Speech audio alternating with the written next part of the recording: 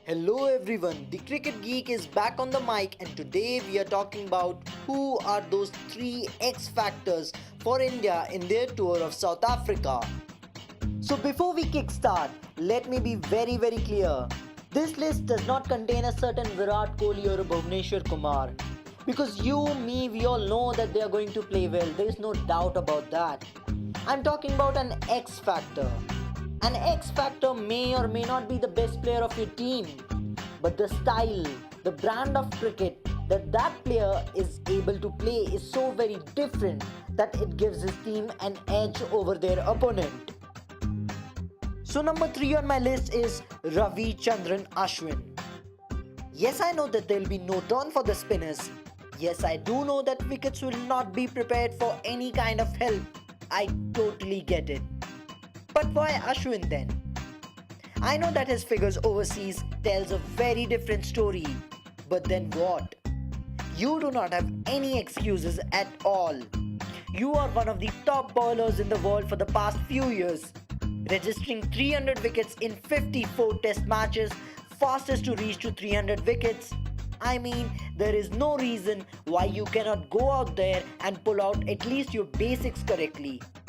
Look at what Nathan Lyon has been doing for Australia over the past few years. Anil Kumble, one of the biggest match winners for India, was a performer irrespective of the kind of wickets he was getting. And if you ask me, if there is any place in the world where we have seen Ashwin bowl to a great level apart from India, it was in the 2015 Cricket World Cup in Australia. And the reason was he was not getting much turn out there, but he was able to use the bounce of the wicket and he was bowling a traditional off spin.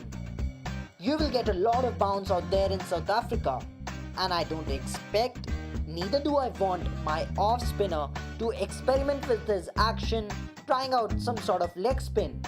You have taken loads of wickets here, and as Harbhajan Singh pointed out, if you are the best bowler of the country, don't sit on the bench.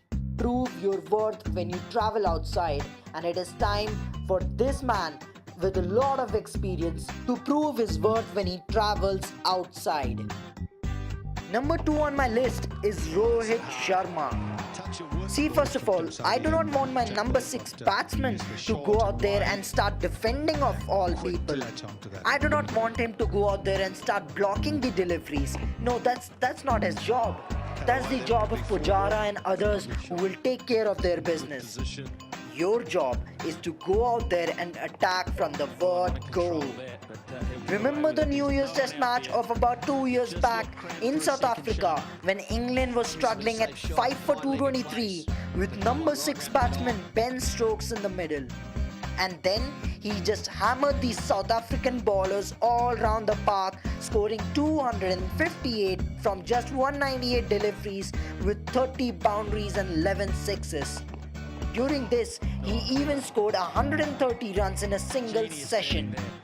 And that's how you need to go about your own business. For a number 6 batsman, the scoreboard may be reading at 80 for 4 or even 300 for 4. Either way, there's only one correct way to play for you. A player like Rohit can take the match away from the opposition if he can bat the way he does, even let's say for a session. And number 1 on my list, without a shadow of doubt, is Cheteshwar Pujara. Yes, Test match cricket does require a solid technique, I get that. But it's a whole lot than that.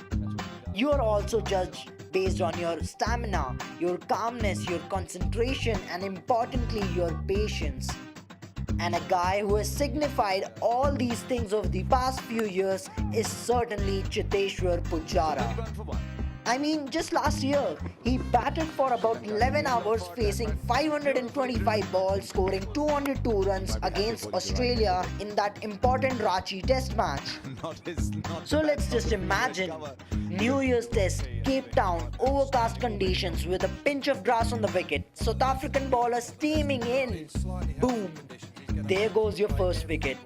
And if by chance Pujara falls down quickly, gates will be fully open for South Africans to roll up the Indian batting lineup.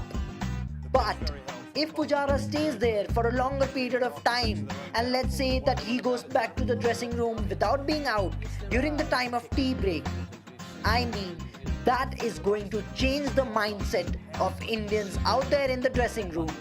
They will realize and they will have that confidence that yes, we can fight in these conditions as Pujara has been doing for the past 2 sessions, and that is what we want.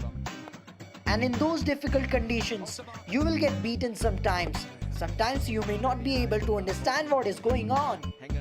But that's when you need to get up, dust yourself and focus on the next delivery. And Pujara is a master at doing this. So guys, that was my pick of players. Let me know down in the comment section what are your thoughts about this series.